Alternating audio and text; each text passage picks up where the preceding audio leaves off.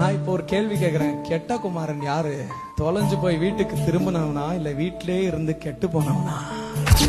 வீட்லயே இருந்து பைபிளையே தூக்கி பைபிளையே படுத்து பைபிளையே நடந்து ஒரு பாவி சர்ச்சுக்குள்ள வந்தா கட்டி பிடிச்சு வாங்க உள்ளன்னு உற்சாகப்படுத்தி மேல ஸ்டேஜ் மேல ஏத்தி அழகு பார்க்க வேண்டிய நீ யாராவது மேல ஏறினா வயிறறிதே, நீ தேவ பிள்ளையா? காண்கிற மனிதனை நீ நேசிக்காவிட்டால் காணாத தேவனை நீ எப்படி நேசிப்பாய்? அன்பில்லாதவன் தேவனை அறியான் என்று வேதம் சொல்கிறது. தேவ ஊழியக்காரர்களாய் தேவனுடைய சபையில இருக்கிறோம், தேவனுடைய பிள்ளைகளா இருக்கிறோம், தொலைஞ்சிருக்கிறோம். வெளியில இருக்கிறவங்க எல்லாம் பாவின்னு நினைச்சிட்டு நம்ம நீதிமான் மாதிரி உட்கார்ந்து இருக்கிறோமே. நம்மளை பார்த்துதான் ஆண்டவர் சொல்றாரு. என்ன சொல்றாரு தெரியுமா? ஆயக்காரர்களும் விபச்சாரம் செய்கிறவர்களும் பரலோகத்துக்கு சீக்கிரமா போயிடுவாங்களாம். நம்ம போறதுல தான் கொஞ்சம் சந்தேகமா.